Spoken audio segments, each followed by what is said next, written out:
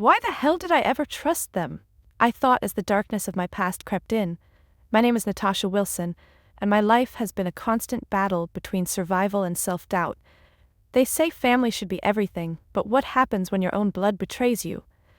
You'll find out soon enough, because everything is about to change, and nothing will ever be the same again. It was Christmas Eve, but nothing about that night felt festive. I sat in the sterile hospital room at Las Vegas Medical Center, surrounded by the cold hum of machines and the sterile smell of antiseptic. My 2-year-old twins, Ethan and Emily, were quietly playing in the corner, blissfully unaware of the chaos swirling around us.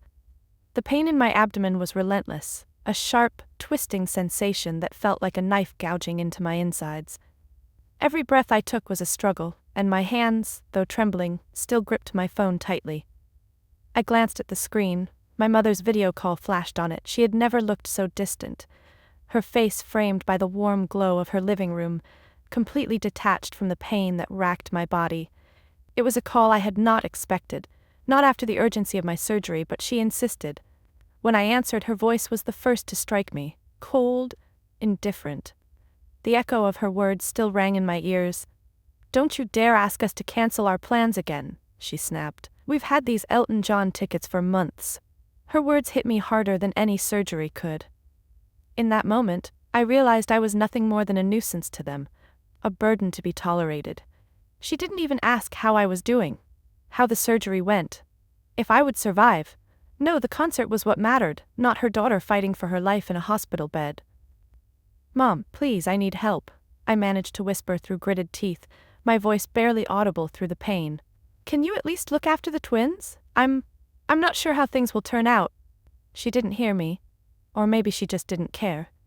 Her voice crackled through the phone again, this time with a hint of annoyance. "We're retired now, Natasha. We deserve to enjoy our lives. You'll be fine. You always are." The words sliced through me. I didn't even have the strength to argue, not as the reality of her neglect settled like a heavy weight in my chest. For years, I had been the one to support them, emotionally and financially. I had sent them $2,500 every month without fail to help with their mortgage and expenses since they'd decided to retire early. Even after James, my husband, died in a car accident 6 months ago, I continued to send them money, hoping it would make things right between us. And this was the response I got when I needed them most. "Natasha, I'm sorry, but we can't talk right now. I'll call you later." My mother's voice was distant, almost robotic. She cut the call without waiting for me to respond. I felt the sting of rejection like never before. I swallowed the rising lump in my throat. The ache in my abdomen was nothing compared to the emptiness in my heart. I looked over at the twins. Ethan, his tiny hands clutched his stuffed truck, and Emily, her wide eyes filled with innocence, looked back at me. My children, my entire world. How could they not see? How could they not understand that I was dying inside, not just from the surgery, but from the realization that I had never truly mattered to them? Why didn't they help? I asked myself, my voice barely a whisper. The thought rattled in my mind like a broken record. My family, those I had always tried to care for, had chosen their own lives over mine, over the lives of my children. The disappointment twisted in my chest. But it was more than disappointment now. It was the bitter taste of betrayal. Valerie, the nurse who had been monitoring my vitals, noticed my distress. She gently squeezed my shoulder, her touch warm and comforting in contrast to the cold void of my family's absence. "You're not alone, Natasha. You have people here who care about you," she said softly, her voice a balm for the pain that coursed through me. I nodded, grateful for her kindness. Yet a question gnawed at me. Why do I continue to put myself last?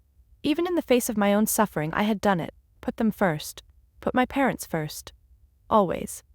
"Thank you, Valerie," I whispered. She smiled at me gently and left the room to check on other patients. I took a deep breath, trying to steady myself. The pain was still there, relentless and raw, but a decision was beginning to form in the corners of my mind. I couldn't keep living like this. I couldn't keep begging for a love that would never come, not from them. Not from my parents. The thought felt strange, like a betrayal to the very idea of family, but it was also a form of survival.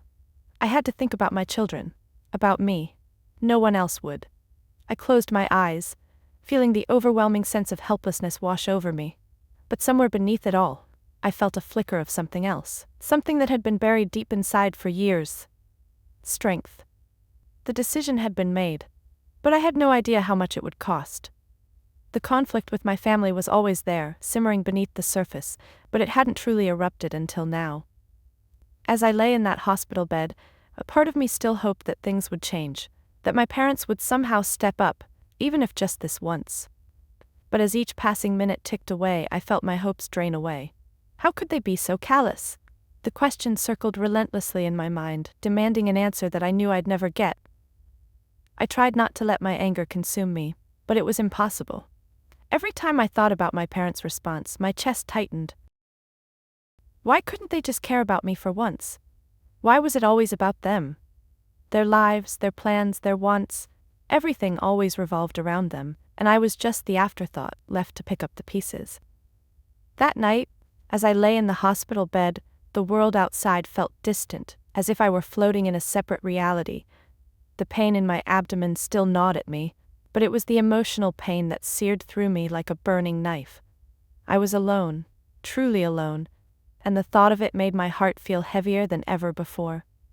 The phone buzzed beside me, the familiar chime of a message. I picked it up, half expecting it to be from my mother, demanding that I pay for the mortgage again or ask for more help with their bills.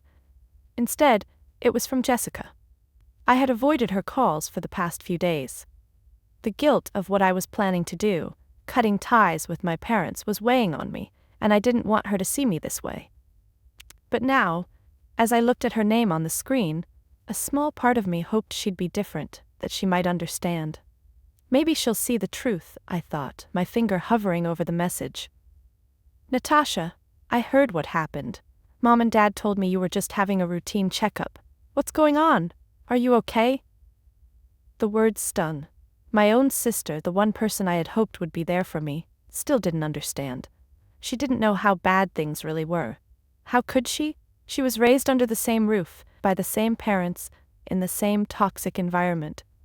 She had always been the golden child, the one who could do no wrong in their eyes. And now she was echoing their indifference. I felt the anger rising in me again. How could she not see? How could she not realize that I was fighting for my life while they were out enjoying a concert?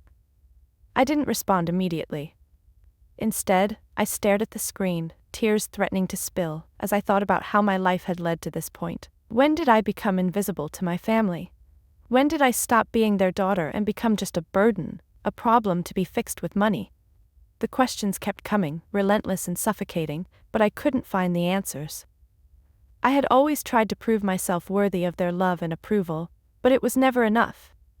No matter what I did, no matter how hard I worked, no matter how much I sacrificed, they always saw me as the inconvenience. The sound of Ethan's giggle from the corner of the room broke my thoughts, and I turned to see him holding his toy truck, grinning as Emily tugged at his sleeve, trying to get his attention. My heart clenched at the sight of them. They were too young to understand, but I knew they would feel the absence of their grandparents as they grew older. How could they not care about them? I closed my eyes, feeling the weight of it all. I'm done being their afterthought.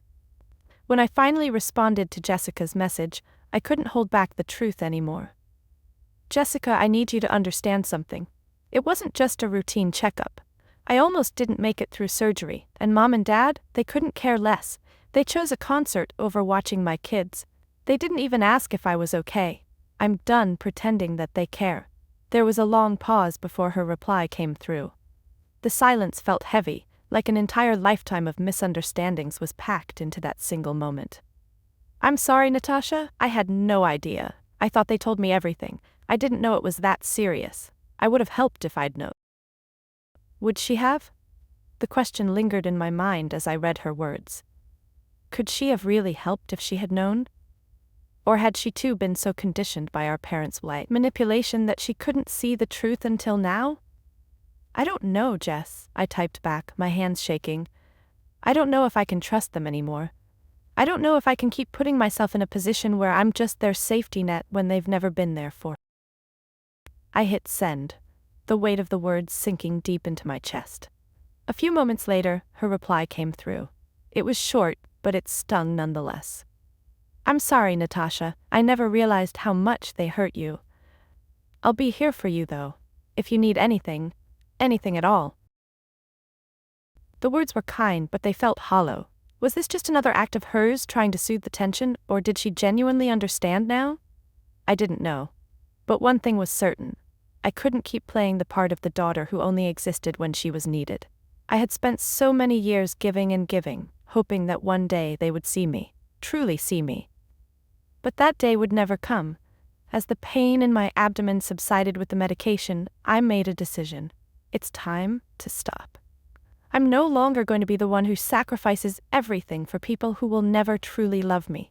The sense of resolve I felt was unfamiliar, yet it was also comforting. It was the first step toward taking my life back, toward taking care of my children and me. For once, I would put myself first. I stared at my phone one last time before setting it down. There was nothing more to say to Jessica right now. I would let her process what I had said, but I couldn't wait for her to catch up. I had my own path to follow. The surgery was over, but the real battle was just beginning. And I was ready. The days after the surgery were a blur, as though I were floating in a sea of medication and exhaustion. My body was weak, drained by the ordeal, and every time I tried to push through the fatigue, the pain reminded me of the fragility of life. Yet, even in this haze, one thought clung to me, like a shadow. What now? The hospital room was quiet except for the soft hum of the machines and the occasional murmur of nurses outside the door. Ethan and Emily, as always, were my anchors. They were still too young to understand the gravity of what had happened, yet in their innocence, they were my strength. They smiled at me with those wide, trusting eyes, their laughter filling the room like the warm sunlight I hadn't seen in days. For them, I had to keep going. I had to be strong. But I also knew that nothing would ever be the same again. My mind kept replaying the conversation with my mother, the callousness in her voice when I needed her most. I had always hoped, despite everything, that someday she would see me, that someday she would love me the way I had always longed for, the way I had seen other mothers love their daughters. But that hope had withered away on that Christmas Eve. I had finally understood the truth. No matter how much I wished it weren't true. They would never see me for who I truly was.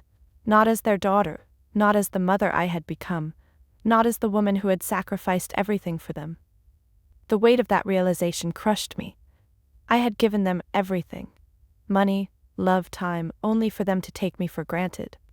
It was a betrayal I could not ignore anymore. And what hurt the most was not just their indifference, but that I had allowed it to go on for so long. How did I get here? I asked myself, my heart heavy with regret. For years I had been the one to smooth over their mistakes, the one to apologize for their neglect, the one to pick up the pieces when they broke something. I had bent over backward to be the perfect daughter, the perfect sister. I thought that if I gave enough, sacrificed enough, they would eventually see me. But now I saw it clearly. They were never going to change. My thoughts were interrupted by a soft knock on the door. I glanced up and Valerie stepped inside, a gentle smile on her face. She had been my rock during these difficult days, offering kindness when I had felt nothing but pain. She had taken the twins under her wing, helping them cope with the absence of their father and their mother's fragility. "How are you feeling today?" Valerie asked, her voice calm but filled with concern. I didn't answer immediately. Still lost in my thoughts. The betrayal, the hurt, the anger, it all swirled within me, like a storm I couldn't quite control. "Natasha?" Valerie's voice was gentle, pulling me from my spiraling thoughts. "I'm trying," I whispered, my voice breaking slightly. "I'm trying to hold it all together, but I don't know how much longer I can do this." Valerie came closer, sitting beside my bed. "You don't have to do it alone," she said, her hand resting gently on mine. "You're not alone. You have people who care about you, people who understand." I nodded, trying to hold back the tears that threatened to spill. I didn't want to cry. Not now. Not when I had made the decision to move forward. To cut ties with my family. But as Valerie sat there, her words comforting, I realized something. Cutting ties wasn't just about letting go of them. It was about finding the strength to stand on my own, to create a life where I was no longer defined by their rejection. It was about creating a space where my children and I could thrive, free from the toxic pull of a family that never saw us as enough. The hospital room suddenly felt smaller, the walls closing in as I grappled with this new reality. How do I go on from here? I turned my head and looked at the twins, playing quietly at the foot of my bed. They were so small, so innocent, yet so full of life. For them I thought, I will keep fighting. The decision was made. There was no turning back. I couldn't rely on my parents anymore, not for love, not for support. They had shown me who they truly were. And now, I had to show them who I was becoming. A mother who would do anything to protect her children. A woman who would no longer accept being treated as an afterthought. As the days passed, I grew stronger. Physically, yes, but emotionally as well. The pain from the surgery gradually eased, but the emotional scars took longer to heal. I began to make changes, small steps that would slowly but surely lead me toward a new life. One of those changes was hiring Olivia, the professional nanny, part-time to help with the twins while I recovered. I also contacted a lawyer to start the process of drafting a will, just in case. I didn't want my children to be left in the hands of people who didn't care about them, people who hadn't been there when they needed them most. But the hardest step of all was making the call. The one I knew I had to make. The one that would seal my decision. I had to cut them off completely. I had to stop pretending that they were ever going to change. And so, I reached for my phone, my hands trembling as I composed 2 messages. One to my bank, canceling all future automatic transfers to my parents' account, and one to my parents telling them that I would no longer be providing financial support. It was time. Time to stop being the person who always gave and gave, hoping for something in return. Time to stop seeking their approval. Time to start living for myself and for my children. The moment I hit send, I felt a strange sense of relief, mixed with guilt and fear. But in that moment, I knew. There was no going back. And for the first time in a long time, I felt a glimmer of hope that I could finally start living the life I deserved. The days following my decision felt surreal, as though I were waking up from a long, painful dream. For the first time in years, I felt a sense of liberation that I hadn't thought possible. I had severed the ties, cut the financial lifeline that had bound me to my parents for so long. The relief was almost immediate, though it was tempered with an undercurrent of guilt that I couldn't shake. Was I doing the right thing? Could I really walk away from everything I had known? The questions continued to echo in my mind, but I knew deep down that there was no other choice. I had made a promise to myself the moment I sent those messages. No more putting others before my children, no more sacrificing my happiness for people who couldn't see my worth. I had spent too many years living in the shadow of their neglect, too many years hoping for love that was never coming. It was time to start rebuilding. Time to build a life where I wasn't constantly waiting for approval, where I didn't have to fight for a place in the family that had never truly seen me. The next few weeks were a whirlwind of emotions and decisions. My physical recovery from surgery was slower than I had hoped, but the emotional toll was where I felt the greatest weight. Every day was a balancing act between caring for my children, recovering from my surgery, and navigating this new chapter of my life. There were moments of joy, like when Ethan took his first steps or when Emily clutched my hand tightly during bedtime, but there were also moments of deep sadness, when I thought about everything I had lost. Olivia was a godsend. She was there every day, helping with the twins, soothing their fears, and allowing me to focus on my recovery without feeling overwhelmed. I couldn't have asked for a better person to help during this time. She was more than just a nanny, she was a friend, a constant presence in the storm that had been my life. But as the days passed, there was one thing I couldn't escape. The silence from my family. My parents didn't call, they didn't text, they didn't even send a Christmas card, and for the first time I realized how truly insignificant I had become to them. It was painful, yes, but it was also liberating. I wasn't waiting anymore. I wasn't hoping for a phone call that would never come. I was free to live my life without the constant pull of their expectations. Then, one day, as I was sitting at the kitchen table sipping on a cup of coffee, the phone rang. I glanced at the screen, and my heart stopped for a moment. It was Jessica. I had been dreading this call, unsure of how she would react to the changes I had made, unsure of whether she would still see me as her sister, or if I had pushed her too far. I took a deep breath, steadied my hand, and answered. Natasha? Jessica's voice was tentative, but there was something else there, something softer. I've been thinking about what you said about Mom and Dad. I felt my chest tighten.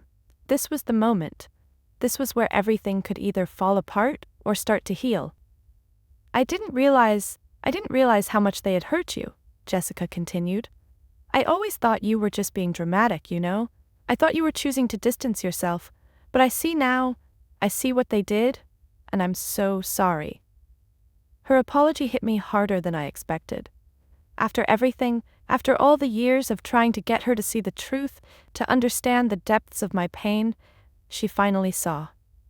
But even as I felt a flicker of hope, I couldn't shake the feeling that it was too little, too late. She had always been their golden child, the one who could do no wrong in their eyes. But now, as the reality of our parents' neglect unfolded, I wasn't sure if I could ever fully trust her again. I just don't understand why they never saw us, I said quietly, my voice barely above a whisper. They always put their own lives first, and we were just supposed to be okay with it. But we weren't, Jess. I wasn't. I know, she replied, her voice thick with emotion. And I'm sorry, I'm really sorry, Natasha. I don't know what to say, except that I want to make it right. I want to be there for you, for the twins. I don't want you to feel like you're alone anymore. I closed my eyes, the weight of her words settling in my chest. Could I trust her? Could I allow myself to believe that this time she meant it? I don't know, Jess, I whispered, the words catching in my throat. It's hard for me. You don't know what it was like growing up in that house, always feeling like I wasn't enough. But I don't want to hold on to the anger anymore. I just want to move forward. For the twins. For me. I get that, she said softly. I'll prove it to you, Natasha. I will. For the first time in a long while, I felt a glimmer of hope. It wasn't a promise of a perfect relationship, and it wasn't a guarantee that everything would be okay. But it was something real. Maybe, just maybe, this was the beginning of a new chapter. One where I wasn't holding on to the past, where I could let go of the hurt and find a way to rebuild, piece by piece. Thank you, I said quietly. Thank you for trying. As we ended the call, I sat there for a long time, my mind racing with 1,000 thoughts. Could I really let my sister back in? Could I really trust her after everything? I didn't know yet. But I had to admit it felt good to finally have someone who had been blind to the truth, acknowledge it. To admit that they had been wrong. That night, as I lay in bed, I felt a sense of peace I hadn't felt in a long time. I wasn't sure what the future would bring, but for the first time in a long while I felt ready to face it. One thing was certain, I would never allow my past to define me again. I was no longer that daughter, desperate for approval. I was a mother, strong and determined, ready to build a new life on my own terms. And this time I wouldn't be doing it alone. As the weeks passed, I slowly adjusted to the new rhythm of my life. My recovery was far from easy, but each day, I felt a little stronger, physically and emotionally. The twins were still my constant source of joy, their laughter echoing through the apartment as they grew more curious about the world around them. I found myself becoming more present with them, more attuned to their needs, and less weighed down by the ever-present burden of my parents' neglect. I could finally breathe. Olivia, my rock during those early days of recovery, had become more than just a nanny. She had turned into a true friend, someone who understood my pain without needing to ask. She was there when I was too exhausted to care for the twins, and she was there when I needed someone to talk to late at night. Her kindness had made the difference between surviving and thriving. But even as I found solace in my new routines and support system, the specter of my parents' rejection lingered. Their silence was deafening. I hadn't heard from them since that fateful day when I severed ties. And while I didn't regret my decision, there were moments, usually when the twins asked about them, that I felt the weight of their absence, a void I couldn't fill. Will they ever change? I wondered. Will they ever realize how deeply they hurt me? Then one afternoon, as I was sitting in the living room watching the twins play together, I received a letter. The envelope was simple, unassuming, No return address, just my name scrawled in familiar handwriting, my mother's. I stared at it for a long moment, uncertain whether to open it. What could they possibly have to say to me now? After everything, after the lies, the indifference, the betrayal, what could they say that would change anything? With trembling hands, I tore the envelope open. Inside was a letter, handwritten, the ink slightly smudged as if it had been written with great care and thought. I took a deep breath and began to read. Dear Natasha, I've had time to reflect on my behavior. Watching you build a life without our help has forced me to confront some painful truths about myself as a mother. I was jealous of your independence, your resilience. I resented that you didn't seem to need me the way I needed my own mother, but now I see that you did need me, just not in the ways I wanted to be needed. When you asked us to care for the twins during your surgery, you were reaching out, and we failed you completely. I'm deeply sorry for that, Natasha. For everything I've done to hurt you. For every moment I chose my own wants over your needs. You have every right to be angry. You have every right to cut us out of your life. I just hope that someday, I can be the mother you need me to be. Even if it's too late, please know that your father and I have completely restructured our finances.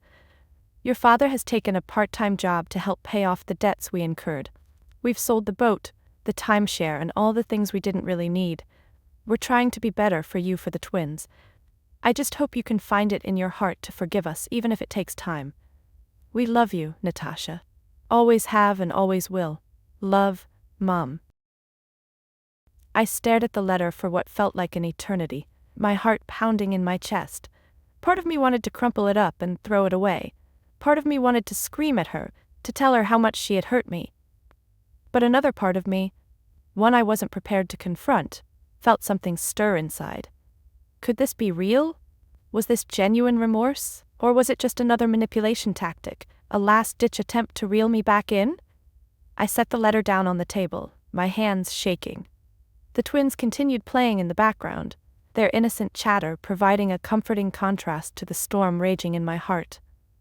How could I process this? How could I trust her after everything? For a long time, I couldn't answer. The betrayal had been so deep, so all-encompassing, that it was hard to even imagine a world where they could truly change. But the words in the letter, I was jealous of your independence, your resilience, stung in a way I hadn't expected. It was a vulnerable admission, one I had never heard from her before. It was the kind of acknowledgement I had spent my entire life hoping for, but now that it was here, I didn't know how to respond. I could feel the weight of the past pushing against me, the years of disappointment, the years of trying and failing, of being overlooked and disregarded. But in that moment, I also realized something else. I had already moved on. I had already started to rebuild my life, to surround myself with people who loved me for who I was, not for what I could provide. My mind drifted back to Jessica. She had been the one to tell me about the changes our parents were making, and I had begun to see a different side of her. A side that wasn't just shaped by our parents' favoritism. Could this letter be the first step toward a new beginning? Could my parents really be trying to make amends? Or was this just another round of empty words? Maybe I don't need to rush the decision, I thought. Maybe I can just let this sit for a while and see what happens. Maybe they will prove it through their actions, not just their words. That night, as I lay in bed, the letter still lying on the kitchen table, I felt a strange sense of peace. There was no need to rush into forgiveness. I had already taken the hardest step. I had walked away. And that, in itself, was a victory.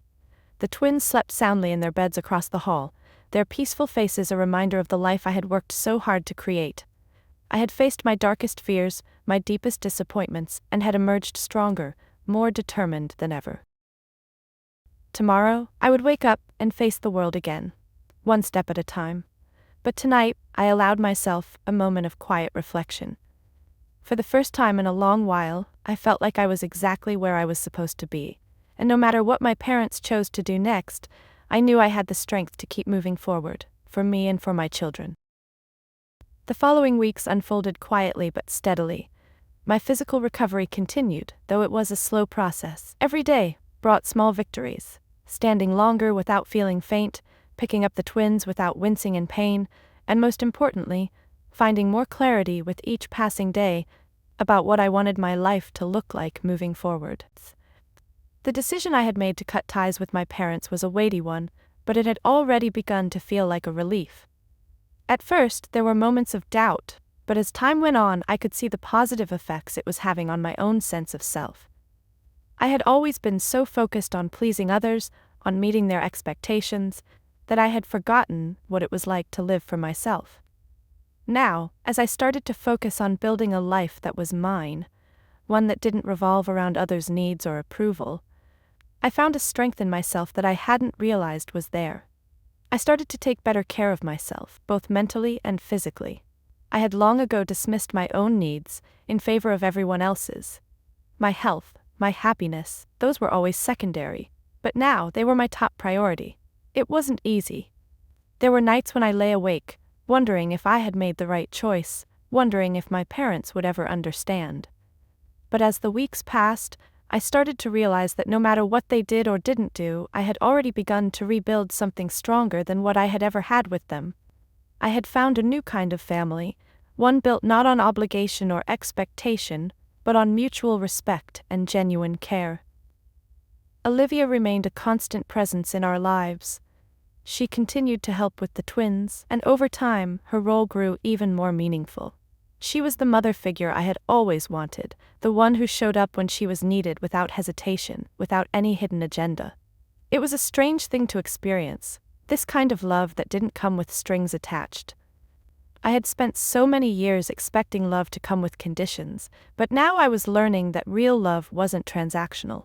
It just was.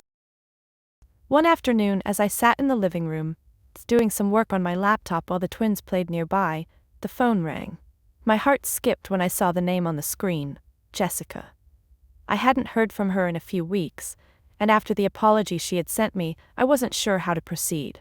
There was still a part of me that felt uncertain, but I knew I needed to talk to her, if only to gain clarity on where we stood.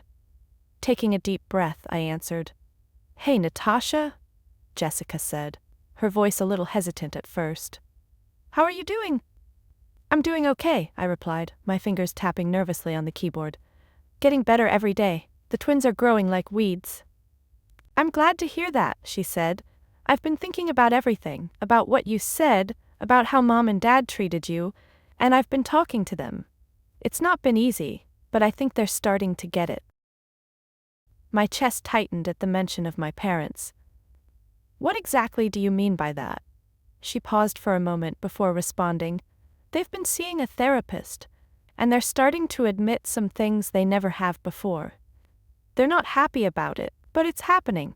Mom's even been talking about how she treated you. She said she resented you, Natasha. She was jealous of your independence. She thought you didn't need her. And I think that's why she acted the way she did." I didn't know what to say.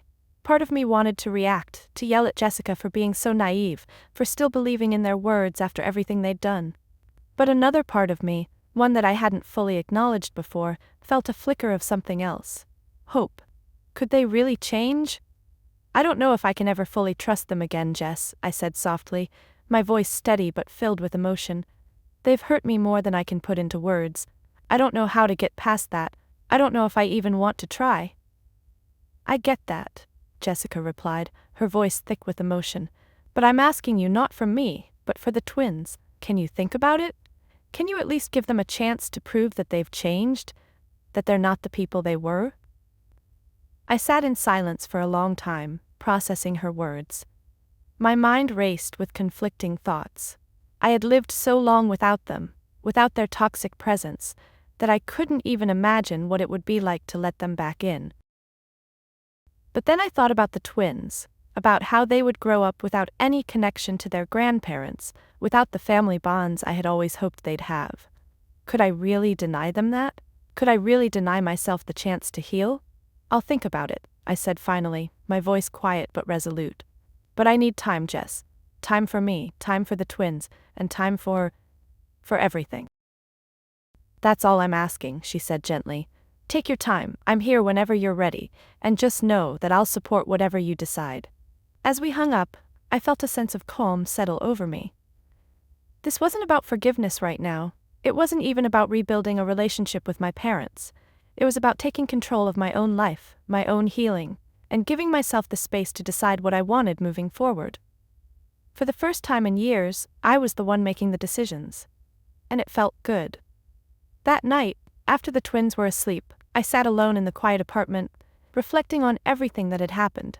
There was still so much uncertainty in my heart, so many unanswered questions. But one thing was clear. I was no longer afraid of the future. I had created a life that was mine. A life where I was no longer defined by my family's neglect, but by my own choices, my own strength. I would never be the person I had been before. And that was the most liberating feeling in the world. Tomorrow, I would face whatever came next, not out of obligation, but because I had finally learned how to live for myself. The days that followed felt like a slow turning of a page, each one bringing me closer to a decision I wasn't quite ready to make, but knew had to come. It wasn't just about my parents anymore, it was about my boundaries, about who I was becoming, and what I was willing to accept moving forward. As I focused on my children and my own healing, the question of whether or not to allow my parents back into my life loomed larger every day. Their absence had brought peace, but it also left a lingering ache I couldn't quite ignore. I had told Jessica I needed time, and I had meant it. I needed to process everything, to think about what was best for me and for the twins, but I also knew that if I kept avoiding the issue, I would never have the closure I needed. The pain of carrying the past around with me was exhausting, and while I didn't owe anyone an explanation, I knew it was time to face my parents. One Tuesday afternoon, as I sat on the couch, the twins napping beside me, the doorbell rang. My heart skipped a beat. I already knew who it was. They're here, I thought, anxiety twisting in my stomach. My parents. I had expected this moment, had braced myself for it, but now that it was here, I wasn't sure I was ready. I opened the door cautiously, and there they were. My mother, looking as impeccably put together as always, and my father, standing rigid with his arms crossed. There was no warmth in their faces, no apology, just the same demanding look they had worn so many times before. But this time I was different. I wasn't the daughter they had always known. I wasn't going to let them walk all over me anymore. "What do you want?" I asked, my voice calm but firm. My mother's eyes flickered with an emotion I couldn't quite read. "We're worried about you, Natasha. You've been so distant. We just want to make sure everything is all right with you and the twins." I wanted to laugh at how hollow that sounded. Worried? Where was that concern when I was lying in a hospital bed fighting for my life? Where was that concern when I asked for help, and they chose a concert over their only daughter and grandchildren? "We're fine," I said flatly, my voice not betraying the storm of emotions brewing inside me. "But you need to leave." My father stepped forward, a frown deepening on his face. "Natasha, this is ridiculous. You're cutting us out of your life over a misunderstanding. You've always been the one to hold grudges. Why is this any different?" His words cut through me like a knife. A misunderstanding? Was that really how he saw it? I had spent my entire life being treated like I didn't matter, that like I wasn't worth their time, their effort, or their love. A misunderstanding? This wasn't just a mistake. This was a pattern, a lifelong pattern that had shaped everything about my relationship with them. I felt the old anger rising in my chest, but I swallowed it down. This wasn't about anger. It was about clarity. It was about finally taking control of my life. "No, Dad," I said, my voice gaining strength. "This isn't a misunderstanding. This is about your failure to care for me when I needed it the most. This is about the years of neglect, the years of me putting you first, only for you to never see me. This isn't a misunderstanding. It's a consequence. And you need to accept that." My mother's face softened slightly, but there was no apology there. Only a calculated sadness, as if she were trying to manipulate the situation to get what she wanted. "We've made mistakes, Natasha. We know we haven't been perfect. But you're our daughter, we've always loved you. We don't want to lose you." I looked at her, and for the first time, I wasn't afraid of her words. "I don't want to lose you," she said. But where was that love when I was lying alone in a hospital, too scared to face the surgery, with no one to help me care for my children? "You don't get to choose when to love me, Mom," I said, my voice steady. You don't get to come back into my life because it's convenient for you. I've spent my entire life trying to make you love me, but I'm done. I'm not doing it anymore. If you truly loved me, you would have been there when I needed you." The silence stretched between us. My father's jaw clenched as he looked at me, and his anger simmering just beneath the surface, but I held my ground. I wasn't afraid anymore. My mother opened her mouth to say something, but I cut her off. "I've made my decision," I said firmly. "You can't just waltz back into my life after everything. I've given you enough chances and I'm done. This isn't punishment. This is my choice. I'm protecting my children and I'm protecting myself." For a long moment, there was no response. Finally, my father spoke, his voice tight with frustration. "You'll regret this, Natasha. You'll see. One day you'll need us and we won't be here. That's the price you'll pay for cutting us out." I felt the sting of his words, but I refused to let them break me. I had lived my entire life trying to please people who would never appreciate me. I wasn't going back to that. "No, Dad," I said, my voice calm, but my resolve unwavering. "The price I'll pay is nothing compared to the life I'll finally have. One where I'm in control. One where I'm no longer chasing love that was never there." They stood there for a moment longer, their faces filled with a mixture of anger and disbelief, but I didn't back down. Finally, with a stiff nod, my father turned and walked away, my mother following silently behind him. The door closed with a soft click, and I was left standing there, heart pounding, emotions swirling inside me. But as the seconds passed, I felt something I hadn't expected. Peace. I had made my choice. I had stood up for myself and for my children, and I hadn't let them manipulate me into giving up my hard-earned boundaries. The twins were still napping in the next room, and I knew that I had made the right decision for them, for me. The storm had passed. The confrontation was over. And while the future still held uncertainty, one thing was certain: I was finally free. I sat down on the couch, a deep breath escaping me, and for the first time in a long while I let myself feel the weight of what I had done. It wasn't easy, but it was necessary. I had stood up for myself, and that was the greatest victory I could ever ask for. In the days that followed the confrontation, life began to settle into a new routine. The silence from my parents was deafening, and though part of me expected a phone call or a message to plead for reconciliation, nothing came. Their absence, once painful, now felt like a weight lifted from my shoulders. The silence allowed me the space to breathe, to finally feel like I could live for myself, for my children, without constantly worrying about their expectations or demands.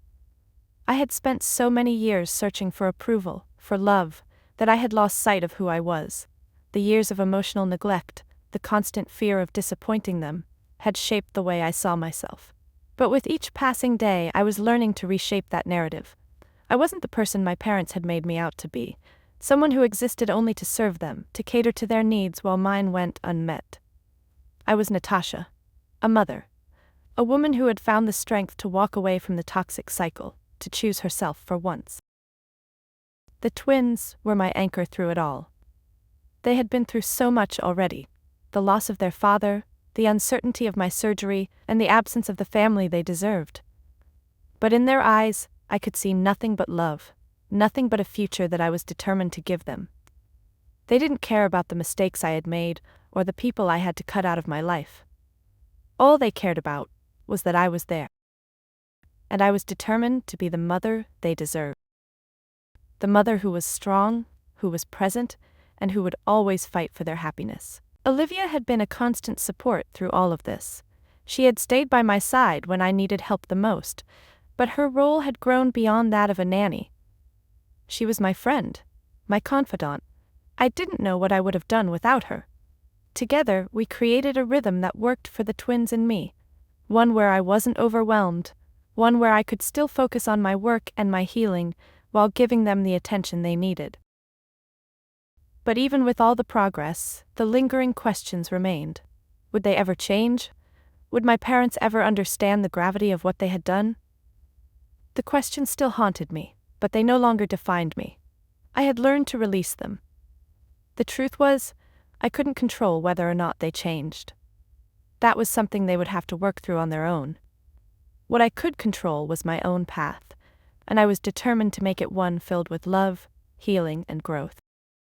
One afternoon, as I was preparing lunch for the twins, I received an unexpected message. It was from Jessica. I hadn't heard from her much in the weeks since the confrontation, and the silence from her was almost as painful as the silence from our parents. When I saw her name on the screen, I hesitated for a moment before opening the message. Natasha, I've been thinking about everything. I know you've made your decision, and I respect that, but I also want you to know that I'm here for you.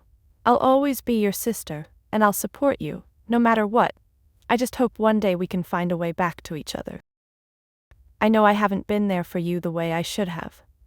I'm sorry for that. I stared at the screen for a long time, unsure of how to respond. I had spent years hoping for this moment, hoping that Jessica would see what our parents had done, that she would finally understand the pain I had carried for so long. But now, as I read her words, I felt an unfamiliar sense of ambivalence. It was too soon, too raw. I had cut ties with our parents for a reason, and though Jessica's message showed growth on her part, I wasn't sure if I could fully trust her just yet. I needed time. I typed back a short, measured response. I appreciate your message, Jess, but right now I need space. I need time to heal, to focus on the twins, and to figure out what I want for my future. I hope you understand. I didn't feel anger or resentment as I hit send, just a quiet sense of relief. I wasn't shutting the door on Jessica, but I wasn't ready to open it completely either. I needed to take care of myself first. I had spent so long trying to make sense of the chaos within my family that I had neglected the most important person, me. It was time for me to figure out who I was outside of my family, outside of their influence. Days turned into weeks, and slowly but surely, I began to rebuild. I focused on my work as a graphic designer, and to my surprise, I found myself thriving. The side business I had started designing memorial websites had gained traction, and I was able to combine my passion for design with my desire to help others who had experienced loss. It felt good to have a sense of purpose again. To do something that was meaningful, that mattered not just to me, but to others. As my strength grew, I began to reconnect with old friends, people who had always been there, even when I had neglected them in favor of my family's demands. We met for coffee, for lunches, and slowly I realized how much I had missed the connections that weren't based on obligation, that were simply built on mutual respect and love. I was beginning to build a new community, one that was rooted in trust and honesty, not in the lies and manipulation that had defined so much of my relationship with my. One evening, as I tucked the twins into bed, I found myself smiling at the little moments. The way Emily clutched her giraffe to her chest, the way Ethan asked me to sing his favorite lullaby. These were the moments that mattered. They were the ones that would shape their future, not the bitterness of the past. I had been through so much, and though the journey wasn't over, I had learned something vital. I am enough. I was no longer defined by the expectations of others. I was the mother I needed to be, the woman I had fought to become. And as I looked at my children, I knew that I was building the life we all deserved. One where love was unconditional, where boundaries were respected, and where peace could finally be found. The road ahead was still uncertain. But for the first time in a long while, I felt hopeful.